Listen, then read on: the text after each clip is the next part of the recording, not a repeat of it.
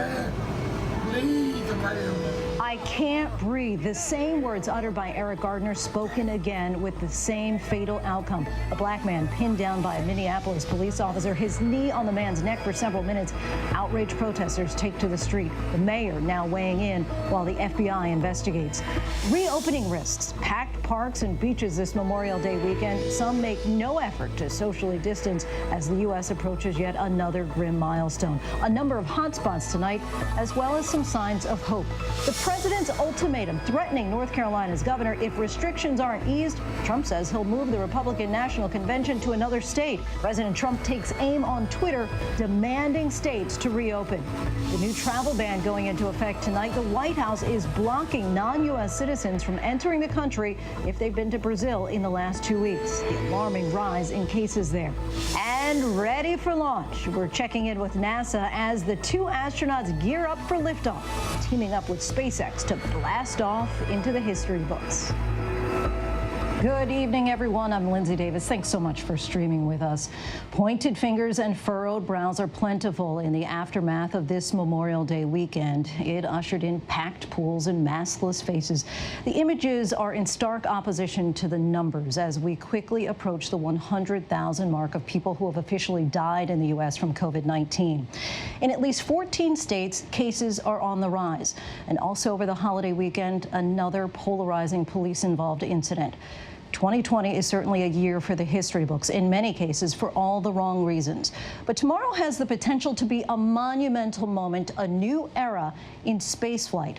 Weather permitting, we could see two astronauts lift off from American soil for the first time in nearly a decade, this time aboard a privately owned and operated spaceship. And if you can imagine, space launches are difficult under the best of circumstances. Now imagine the risks during a pandemic. A historic launch with renewed meaning during this tumultuous time. Our Clayton Sandell leads us off. Ignition and liftoff of the Falcon 9 to the space station on the first commercial launch from Kennedy Space Center's historic Pad 39A. In 2020, the race to space is more crowded than ever. Rocket ships and space stations, humans and robots, governments and billionaires, all reaching for the stars.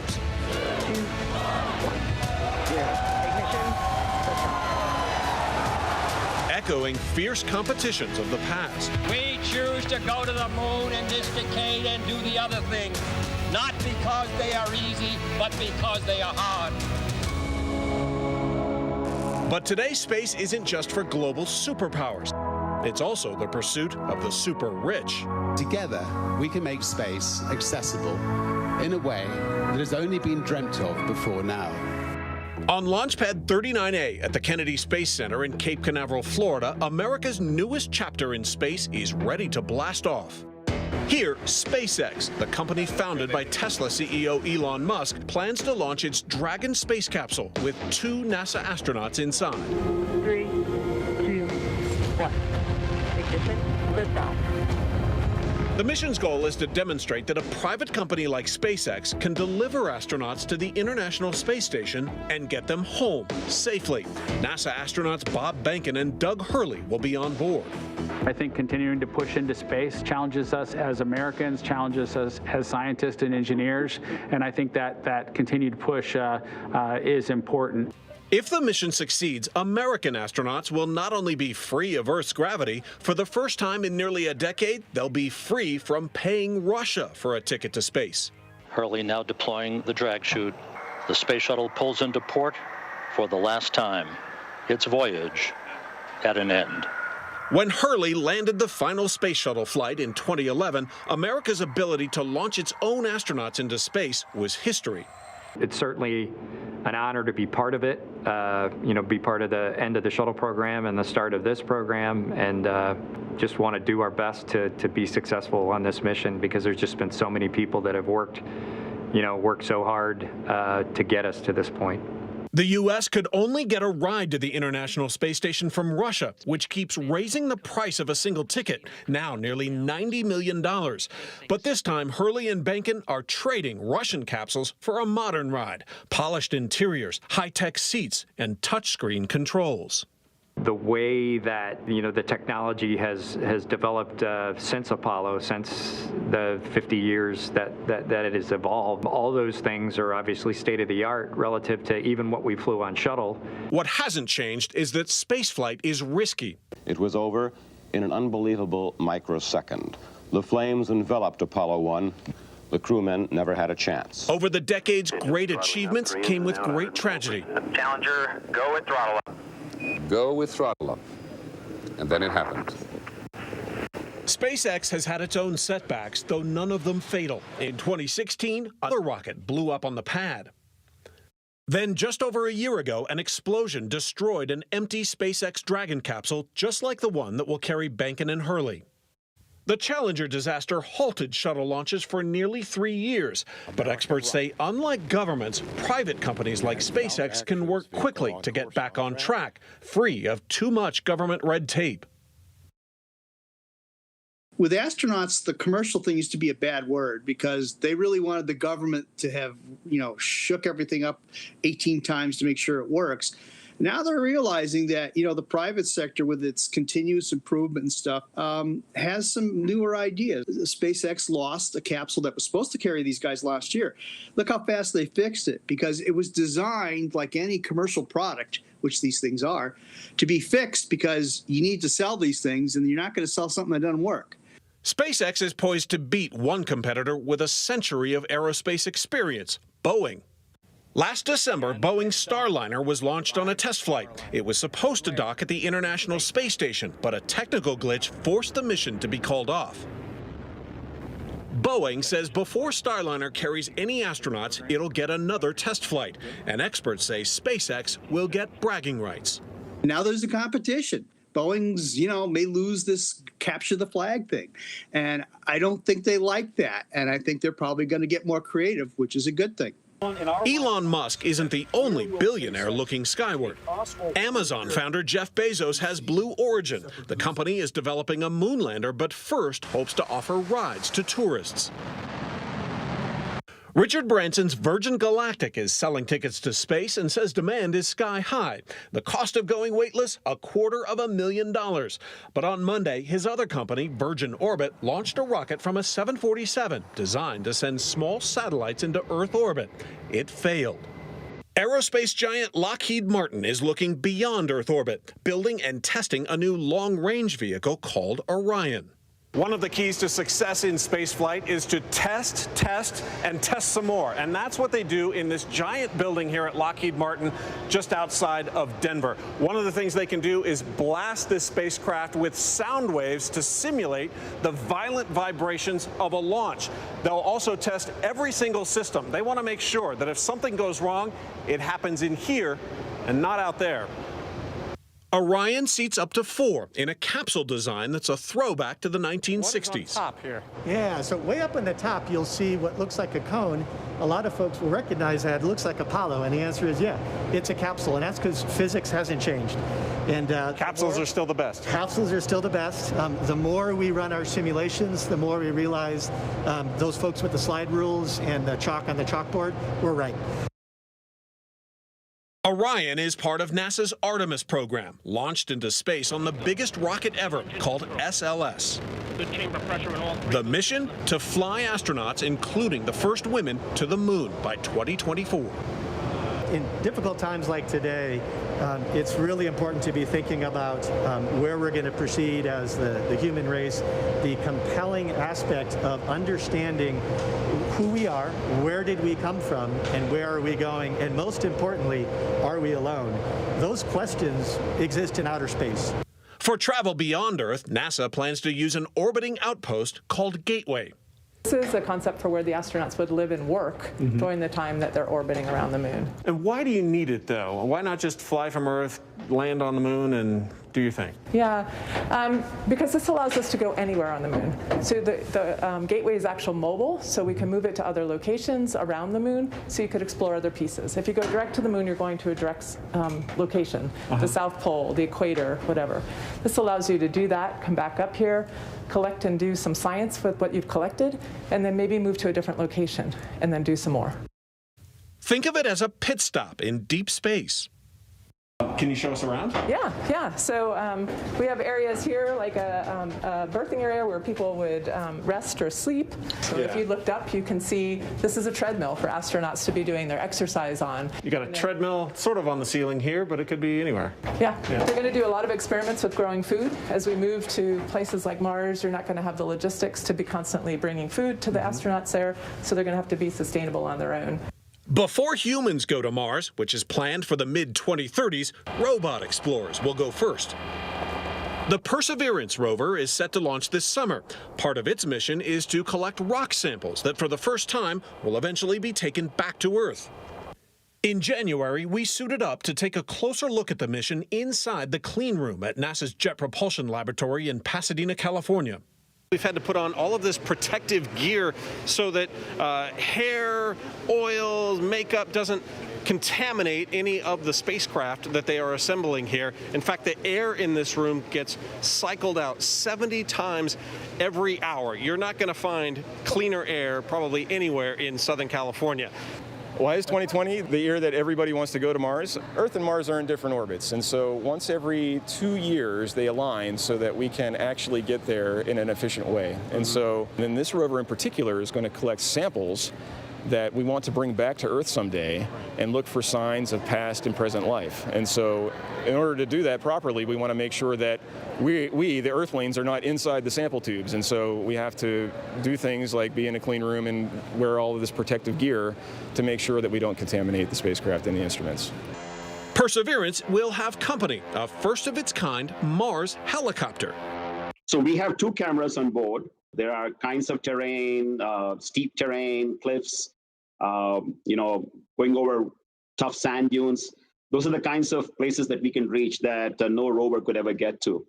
Space exploration is more global than ever. This year, China is planning an unmanned mission to the Red Planet and also wants to collect rocks on the moon and fly them back to Earth. India is also launching a moon lander, and the United Arab Emirates will send a probe to study the Martian atmosphere. Yeah, in the last decade, we've doubled the number of space agencies that are out there. Almost every country is now creating their own space agency.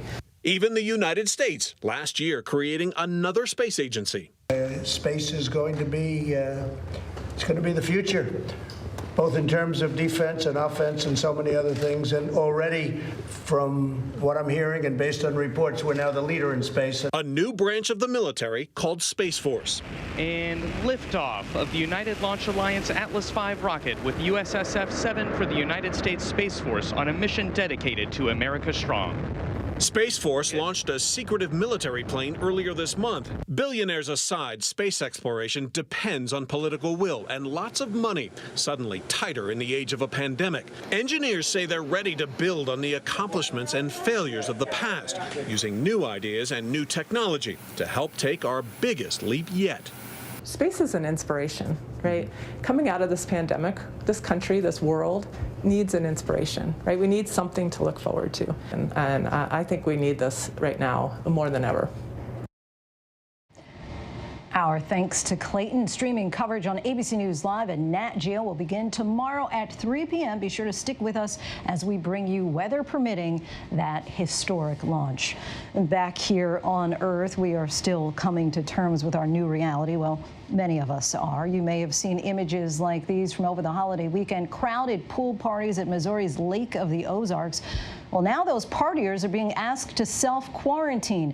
It comes as hotspots are emerging with cases on the rise in many states. Our Tom Yamas has the latest. Today, for the first time in months, Wall Street opened to the new normal.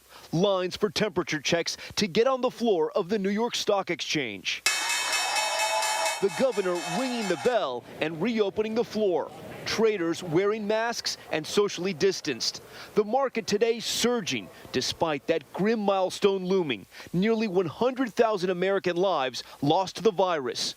The president insisting the toll could have been much higher. But if we didn't act quickly and smartly, we would have had, in my opinion and in the opinion of others, anywhere from 10 to 20 and maybe even 25 times the number of deaths. But tonight, renewed concern after scenes like these over the weekend. Social distancing is absolutely critical. And if you can't social distance and you're outside, you must wear a mask. From beaches to pool parties like this one in Houston, to this crowded bar in Arizona, many Americans close together and many without masks. I mean, if you're worried about it, stay home. If you don't want to catch it, then stay home.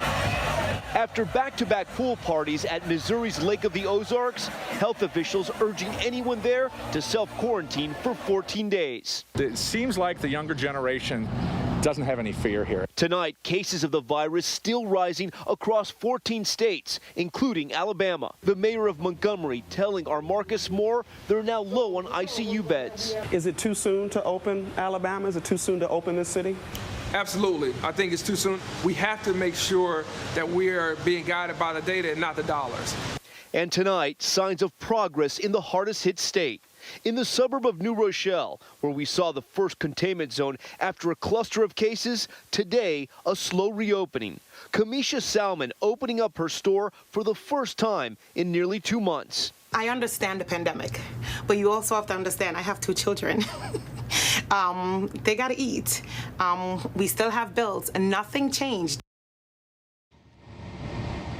Our thanks to Tom for that. And 1 week from today, the country will have the single biggest day of voting since this pandemic began. 7 states and Washington, D.C. will hold primary elections. Many of those states have changed how residents can vote with an eye on safety. These primaries may serve as dry runs of sorts for November, when regardless of whether coronavirus comes back or not, voters across the country will decide who the next president will be. This comes as President Trump threatened over the weekend to move the Republican National Convention scheduled for late August out of North Carolina unless the state allows the Charlotte arena to be, quote, fully occupied. And joining us now is the chairwoman of the RNC, Ronna McDaniel. Thanks so much for coming back on the show, Ronna. Thanks for having me. Great to be with you. So let's start off with the latest on the 2020 Republican Convention. The North Carolina Department of Health today sent a letter to the RNC requesting a written plan to prepare for several scenarios. Just a short time ago, the governor of North Carolina said that he's prioritizing public health over politics. Is the plan right now to have a fully attended convention in Charlotte? And do you have the backup scenarios that keep the convention in North Carolina? So we've spoken with the governor and the mayor. We, of course, want to have the convention in Charlotte. We are looking for guidance as to how many people can gather in one place. Right now, it's 25 people. Of course, that's not what we contracted for. So we're working together. We're putting forward a plan for them, a health plan that we think is very reasonable, and we're hoping we can make it happen. Well, there hasn't been anything, as you know, close to a gathering of Americans that would fill an arena since the pandemic hit in around mid-March. So what contingencies are being made to ensure the safety of convention goers? Right now, under CDC guidelines, it would not be recommended for any state to host a gathering of thousands of people. So it's temperature checks, things like testing. We're looking at everything to make sure that we keep the attendees safe, as well as the people of Charlotte. And we're working with the governor and the mayor. Obviously, this is 3 months from now at the end of August. And there are states that are opening up and allowing these types of gatherings to happen. So we're hopeful that Charlotte will work with us and the governor will work with us, and then we'll be able to have our convention there. All right, let's turn to voting by mail. Republican Democratic states have been expanding voting by mail across the board to be ready for anything in November. I want to start by playing a quick comment from your uncle Mitt Romney on this last week. It worked very well, yeah. Our vote by mail system works very well in Utah. Do mail-in voting systems work and work well, in your opinion? Well, it depends on the state, and I think that's a really broad question for a very difficult challenge. You're seeing a lot of states try and put forward. I mean, what we're suing in California is that the governor is actually talking about sending ballots to every registered voter, where there's 1.5 million additional registered voters just in LA County than there are adults in that county. So, of course, we're concerned about safeguards. And this isn't people saying, please send me a ballot, filling out an absentee request request form. This is the governor proactively just sending ballots to voters, whether they want them or not, without making sure and verifying that those people actually still live in the state. That is absolutely leaving room for fraud, and we're seeing Democrats sue to have this happen all over the country. And the best place to look is Nevada, where there are literally thousands of ballots in trash cans because the Clark County clerk did the exact same thing. She sent ballots to inactive voters that had moved away from the state. This is not good for our democracy, and this is why the RNC is getting involved. And we launched the Protect the Vote website for that, protectthevote.com, so voters understand why we are pushing back on Democrats sending ballots, not even absentee request forms, ballots directly to voters who are no longer on the voter rolls. So take a look at this message from Pennsylvania Trump Victory, a joint effort between the RNC and Trump campaign, which tweeted, "Don't want to stand in line at the polls? Pennsylvanians now have the ability to vote by no excuse mail-in ballot. Use the link below to request your mail-in ballot." So how do you defend the president's claims of fraud by mail when his own campaign is pushing supporters to request mail-in ballots? Well, there's a really key distinction there. That is a voter saying, "Hi, I'm Ronna McDaniel. Please send me an absentee ballot because I can't vote that day, or there's guidelines that allow me to vote absentee, like the president out of state in Florida." That is very different than Democrats just sending ballots out by the thousands in California to 1.5 million more registered voters than there are adults in LA County. How is that not ripe for fraud? And I think that is something every voter should be concerned about. Listen, the states that do mail-in voting, they don't allow it to go to their inactive voter file. They don't. And it took them years and years to implement processes that made it safe and fraud-proof.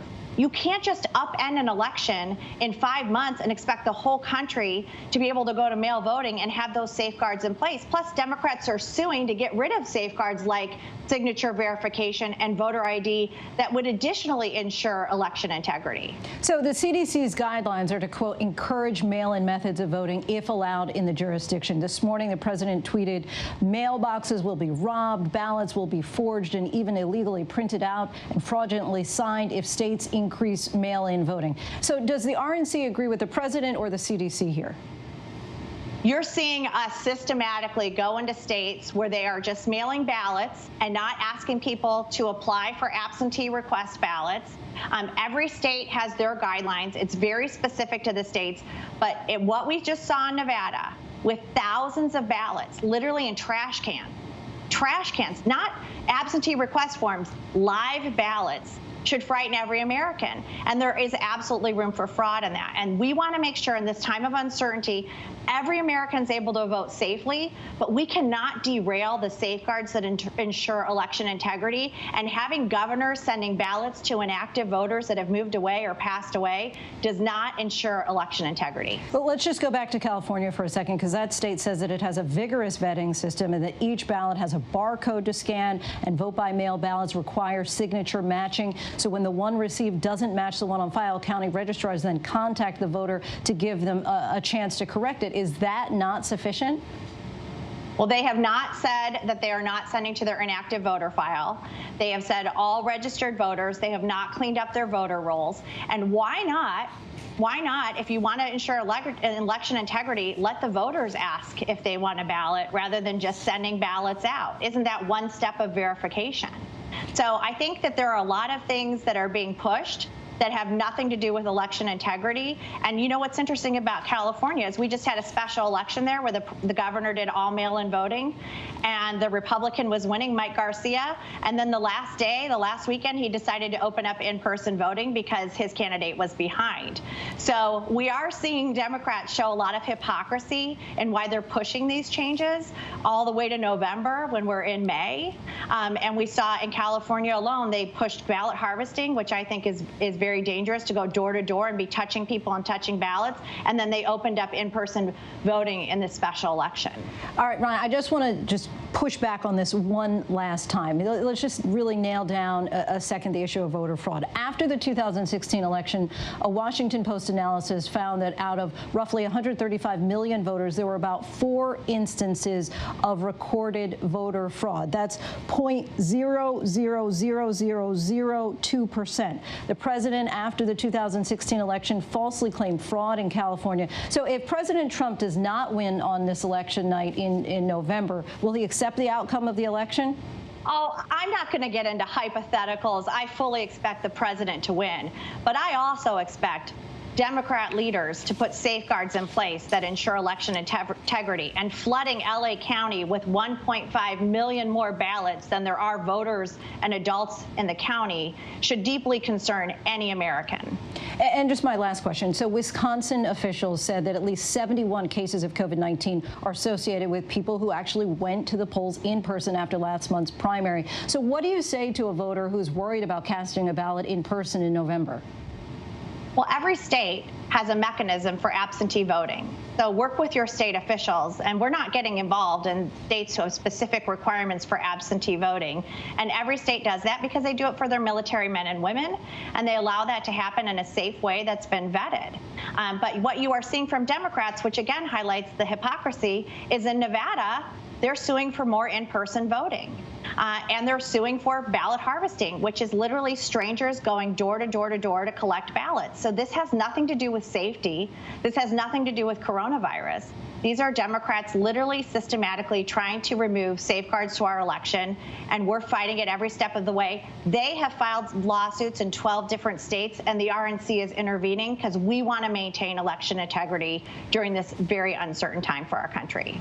Ronna McDaniel, thank you so much for your time. We appreciate you coming on. Thank you for having me. Eleni Kounalakis, California's Lieutenant Governor, joins us now. Thanks so much for joining us. Great to be here, Lindsay. So California is moving toward a phased reopening. We just heard from RNC Chair Ronna McDaniel. The RNC is suing the state of California after its decision to send ballots to all voters. McDaniel has called Governor Newsom's move an illegal power grab. What steps are being taken to ensure that all voters can vote safely and securely? So I find it to be very, very sad that they've made this move, and we'll fight their lawsuit. There's no merit to it. The fact is that 75% of Californians already vote by mail, 75%. So what the governor's action does is make sure that every registered voter gets a ballot, whether they request one or not.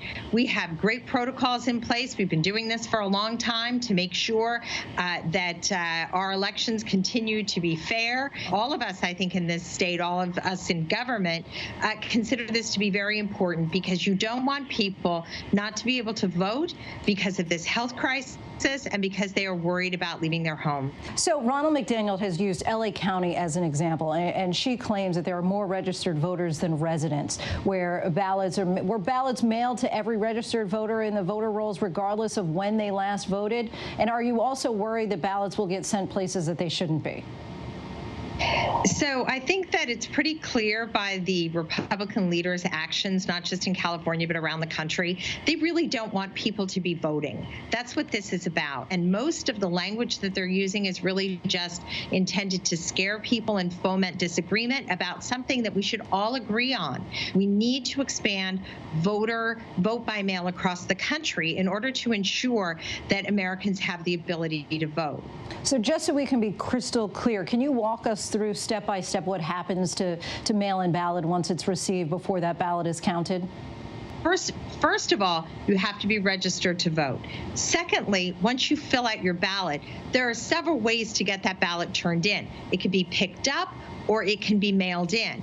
But thirdly, if someone does that in any case, you have to sign your ballot. And the registrars have gotten very good at comparing a person's signature to the signature that they have on file. Curious to know, have you had any instances, any credible evidence of vote-by-mail fraud in California?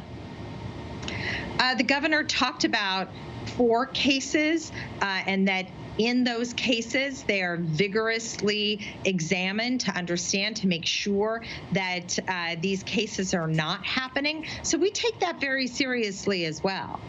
And switching gears here for a moment, this Memorial Day, of course, we saw images of crowds across the country, including in California. Are you concerned that large groups congregating could start a second wave? So I think everyone is concerned that as we ease the stay-at-home orders and get people back to work, that if people are not taking the precautions seriously, then yes, there could be a surge. So we're very focused on helping to have the best possible communication with Californians, that they know that the virus is still out there. It is just as deadly as it has always been, and as we get back into circumstances where we are around other people, we have to double down on those protections of wearing masks where appropriate, of staying at least 6 feet away from other people, washing our hands frequently, and of course making sure that at-risk people are continuing to take even greater precautions like staying at home unless it's absolutely necessary to go out. Lieutenant Governor, thank you so much for your time. Stay safe and healthy. Thank you. You too. And when we come back, the Minneapolis mayor says he's furious about this video, which shows an officer with a knee on a man's neck. The man pleading, "I can't breathe," and then dies. We'll take you to Minneapolis, where outrage is growing. The urgent manhunt for the college student turned suspect in 2 murders, the new clue authorities just released. And our Martha Raddatz sits down with the Secretary of Veterans Affairs. What's being done to give our heroes the care they deserve?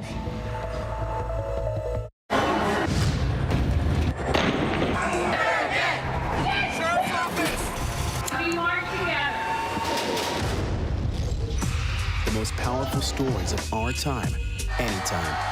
Nightline. Your mom said, comb your hair. Your dad told you, smarten up. Your dog is judging you right now. And your best friend just called you crazy. We all need someone who'll pull no punches and give it to us straight. Now imagine getting your news like that. No bull, no spin, just give it to me straight. Straightforward news, straight to the heart of the story. ABC News, straightforward. The Americans here on the ground and the Iraqis. 18,000 tons. Patatas. Ismail? David. For Ground Zero from Hurricane Michael. You can see just home after home. David, nice to meet you. This was your view. My favorite view. Thank you very much. Thank you. Good morning, sunshine. Good morning. Good morning. Oh, I'm grateful you woke up this morning. Good morning, sunshine. Good morning, sunshine. We've been waiting for you. Say good morning. Good morning, sunshine. America. Say good morning. I want you to wake me up. Right now, how do you make sense of it all? Now, afternoons on ABC, one place with the good information you need. We are all in this together, and we're going to get through this together. Pandemic, what you need to know. Afternoons at 1 Eastern, 12 Central and Pacific on ABC. There is an urgent multi-state manhunt intensifying for suspected killer Peter Manfredonia. The University of Connecticut senior was last spotted walking near train tracks in East Stroudsburg, Pennsylvania. Police are now releasing an image of a 2012 Hyundai Santa Fe that they believe he may have stolen. The 23-year-old fugitive is accused in 2 murders and a kidnapping. He's believed to be armed with pistols and long guns. And we turn now to a horrific incident caught on tape. It is rather difficult to watch. His name is George Floyd. He was black, unarmed, and he was pinned down on his neck by Minneapolis police. They allegedly suspected him of a minor crime, and now he's dead.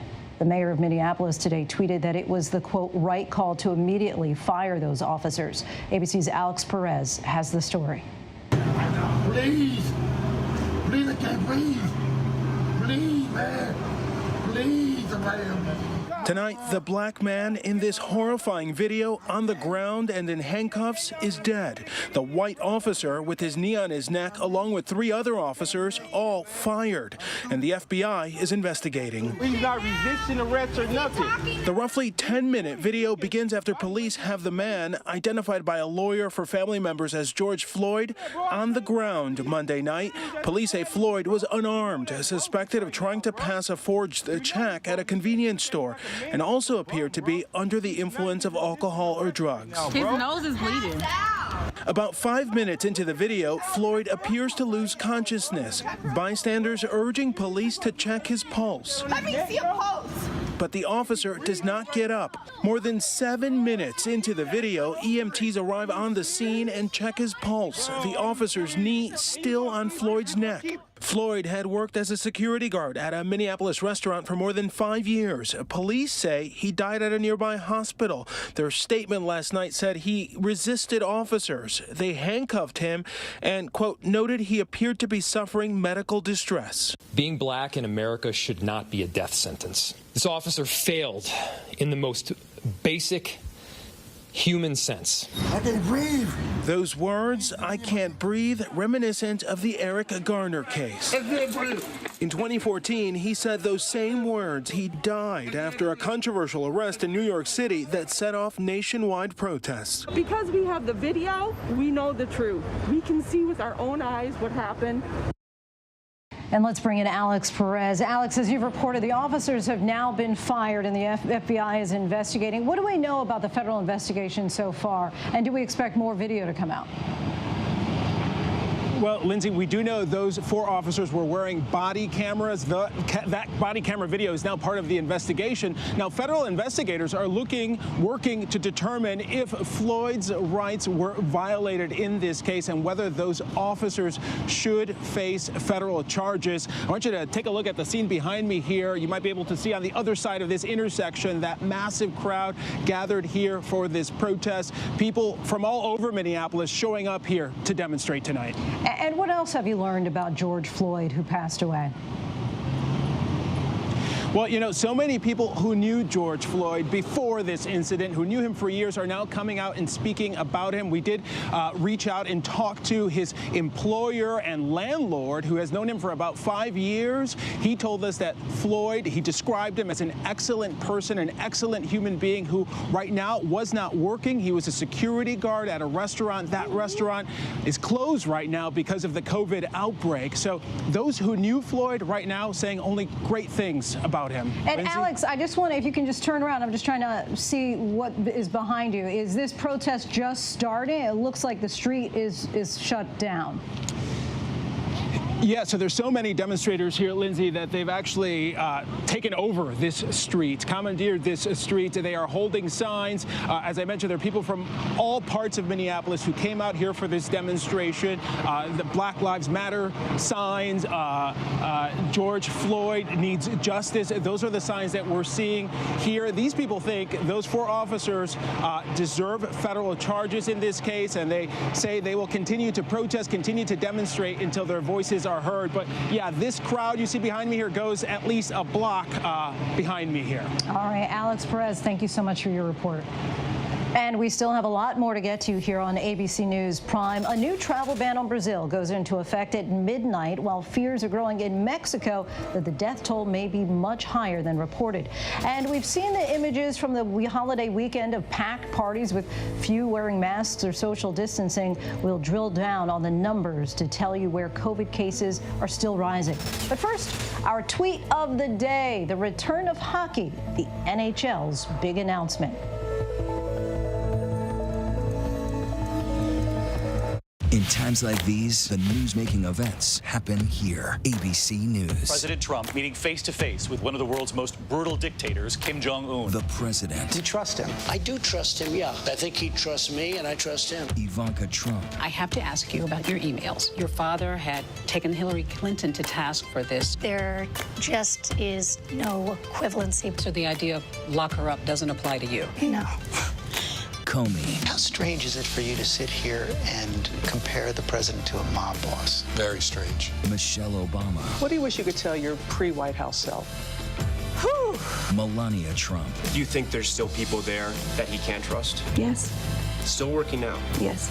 Michael Cohen. So he's still lying. Yes. It's a big statement.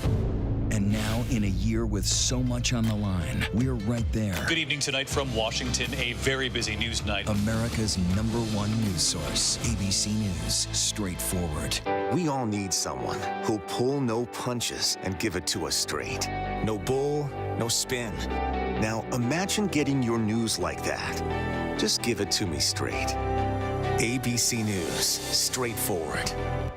Another week in America, a country facing a new test now. The Wuhan airport, almost no one here. The last flight out of Rome. This is the nursing home just outside Seattle. Dozens of people were just rushed off this cruise ship. This is ground zero. It is shut down. Another ambulance just pulled out. Now they're headed to the hospital. Time is of the essence. You can see the ship behind me. This is the first time tests have been done here. Morning, afternoon, evening, late night, 24/7.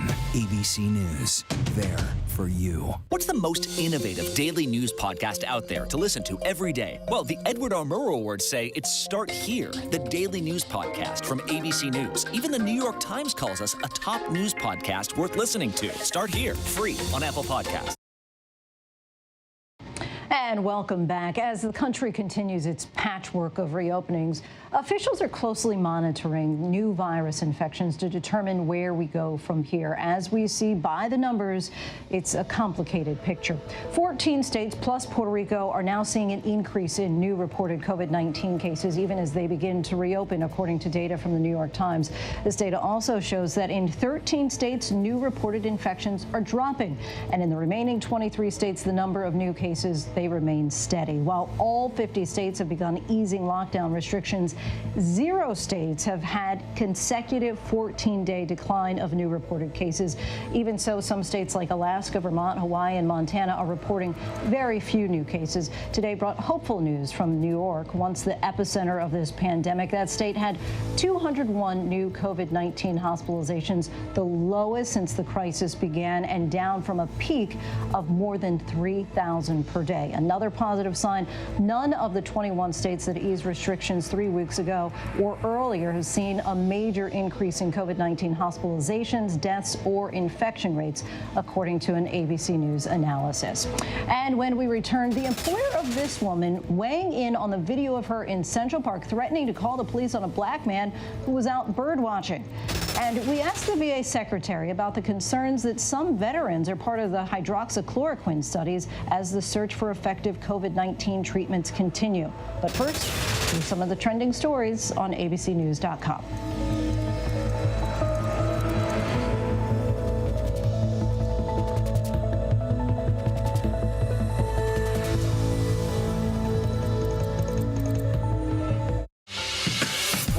Right now, this is part of the eye wall. This procession of migrants goes back 2 miles. There is going to be catastrophic damage. This fire has made a run. You can see those flames shooting up into the sky. We are on the jam-packed red carpet. To the right, guys. So this is the 4th weekend of protest.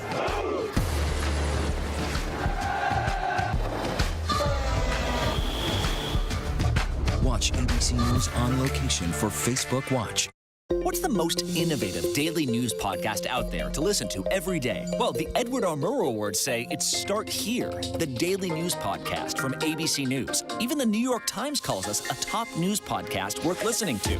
So if you like getting behind the biggest news stories of the day, inside all the details, the backstory, and what will happen next, then listen to Start Here, the daily news podcast from ABC News. It's like no other news podcast out there. Even the critics agree. Listen free on Apple Podcasts. This is what being live is all about.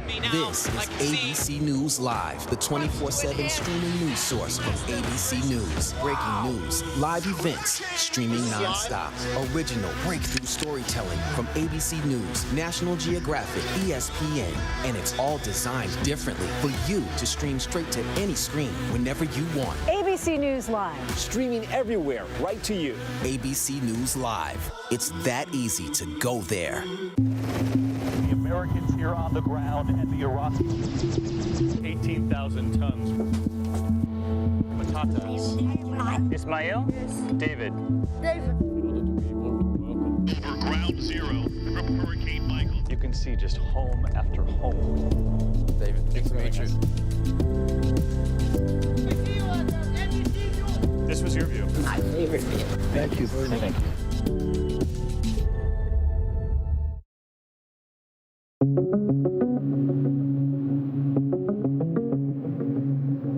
More signs of America reopening.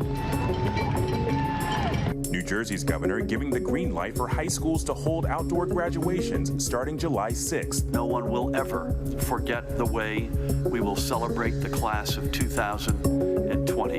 In New York, Governor Cuomo ringing the bell of the New York Stock Exchange. The trading floor reopening for the first time since late March. Number of new COVID cases down to the lowest level since this ever started. All of this follows a weekend of huge holiday crowds. This packed pool at Lake of the Ozarks in Missouri. People not wearing masks or social distancing. As the country's coronavirus death toll is approaching 100,000, at least 14 states and Puerto Rico are still reporting increases in new COVID cases. Latin America is now the new epicenter of this global pandemic. Brazil, in particular, is of major concern. It's now risen to number 2 in terms of the number of infections in the world and also has the fastest growth rate. The ban on travel from Brazil takes effect at midnight tonight. Concerns also in Mexico, right on America's southern border. Concerns here are that Mexicans are catching this virus from Americans. An apparent racially charged incident in New York City captured on video. Please call the cops. I'm going to tell them there's an African-American man threatening my life. Please tell them whatever you like. 57-year-old Christian Cooper, an avid birdwatcher, says the incident started when he told the woman she was violating rules in this protected section of the park by walking her dog without a leash. Cooper says she refused to put her dog on a leash. I'm being threatened by a man in the ramble. Please send the cops immediately. Running through my head was, well, I can be racially intimidated and back off, or I can keep doing what I'm doing and just record what's happening. And that's what I did. Late today, Franklin Templeton announced the woman was fired. The FBI is involved in the search for a 23-year-old University of Connecticut student. Paul Manfredonia is accused of killing 2 people in Connecticut. Peter, from your parents, we love you. Please turn yourself in. He was last seen armed with several guns in northeastern Pennsylvania. Welcome back. As you are well aware, the epicenter of COVID-19 continues to shift. First Wuhan, then Italy, Europe, here in New York in our country, and now Latin America, specifically Brazil and Mexico. Deaths in Brazil continue to surge with a new travel ban set to take effect for anyone traveling from there. Ian Pannell reports on the struggles facing both nations. Tonight, the countdown to a midnight ban as travelers in Brazil scramble. The country is the world's new hotspot, second only to the US in confirmed cases. The White House now pushing through the travel ban 2 days ahead of schedule, though US citizens are exempt. More than 23,000 have now died in Brazil from COVID-19, the daily death rate exceeding that of the US for the first time as hospitals become overwhelmed and across the country mass graves are dug to handle the surge. President Bolsonaro, who called COVID-19 a little flu, still defying social distancing and, at times, not wearing a mask just feet away from supporters. And here in Mexico, cases also steadily rise, with more than 71,000 confirmed cases and more than 7,600 deaths. But a new study of the data by a civic watchdog group claims that the number of deaths could be much higher. All of this as health professionals on both sides of the border are increasingly concerned over new plans to open up popular tourism sites in Mexico, like Cancun, next week. Our thanks to Ian Pannell for that.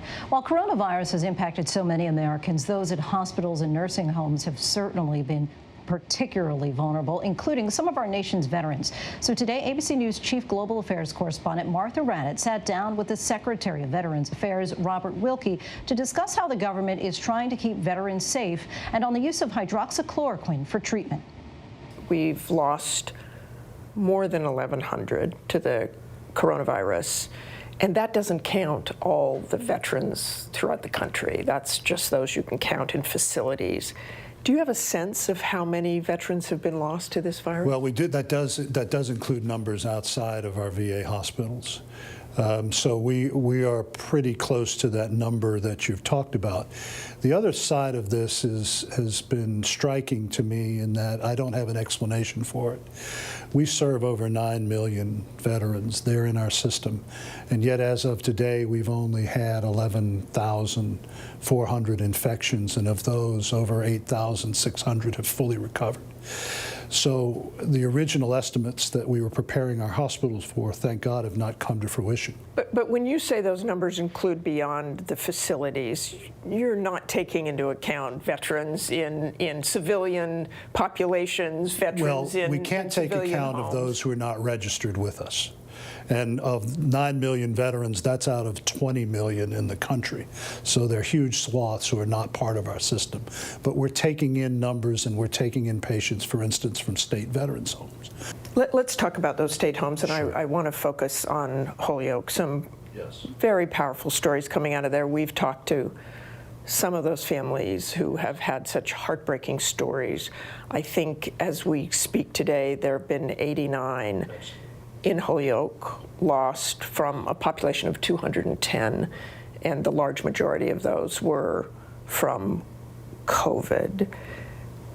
Did you do as much as you could possibly do for those veterans? I know those are state-run homes. Right. So we inspected. We surveyed in January. We issued a detailed report, about 52 pages, of observations, but 7 recommendations, including recommendations on infection control that were delivered to the State Department of Health. So we were expecting those answers, and then the COVID issue hit. We responded, as we have in many states, by offering to send in nurses and gerontologists. The home had passed 3 successive yearly inspections, meeting or provisionally meeting the standards set by U.S. Department of Veterans Affairs. The union representing most of the staff warned persistently that the facility was operating at 80% staffing beds. So that nursing home, as all of the state nursing homes, are actually certified by the state health departments.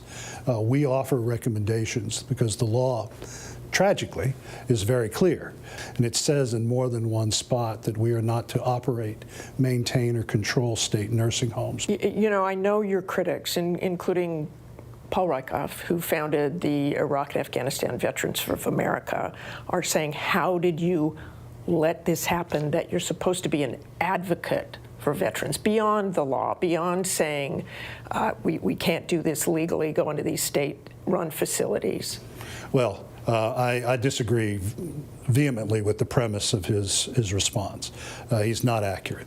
If he looks at our response across the country, we've had hundreds, thousands of our people go into harm's way precisely to rescue these operations, to serve veterans where we find them. And our record is, I think, one of the best in terms of the federal response to this crisis.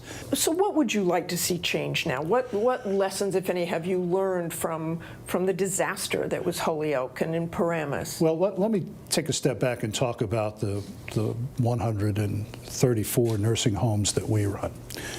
We treat our older patients very differently from the average American nursing home. Most of our patients are sicker. That means we provide more services. We treat each veteran in our nursing homes as if that veteran is in an acute care facility. The bigger issue that you have laid out is one for the entire country, and that is we have never had a national conversation about how we treat and care for the most vulnerable. I want to turn to hydroxychloroquine. The most recent study of 96,000 hospitalized coronavirus patients on 6 continents found that those who received hydroxychloroquine had a significantly higher risk of death as compared with those who did not. You have been giving hydroxychloroquine to some veterans. Yes. How many, and why is that? Well, first of all, we use hydroxychloroquine 42,000 times a day. Anyone who But not for that. No, but but it's a drug we know a lot about, and we know how well it has worked in the past, and we but know. But you know how well it's worked with malaria. But we know what the body's reaction is to it. What many of those studies that you referred to don't look at, the underlying medical conditions. In our VA, when we use this, we use them with veterans who were in many cases in the last hours of life, but we also use them under FDA regimen. And I would also note that Dr. Fauci himself is conducting trials with this. We're working with him. And when one of the things you're saying, Secretary, is that you know how this drug, how people react to this drug. But those people were not people who had coronavirus. No. So you don't really know that. No, but we do know in many cases that the drug given over a sustained period of time can be a prophylactic. And what we were trying in the last hours of a patient's life was to try to make sure we'd done everything we could given the circumstances. I know President Trump has questioned some of these studies, including the data involving veterans. What do you say to those families of those who've been using this who have died? Well, any veteran's death is a tragedy. But what we're doing is we're doing this in consultation with families. We're doing this in consultation with veterans. Doctors are doing it. Nurses are doing it. Clinicians are doing it. We are trying everything that we can. Have you discussed this with the president? Is he encouraging the use of hydroxychloroquine in VA hospitals? Well, the instruction from the president to do what we can, to do as much as we can to preserve life, and I think that we are doing that. Our thanks to Martha Raddatz. And when we return, one final thought from NASA on tomorrow's history-making launch.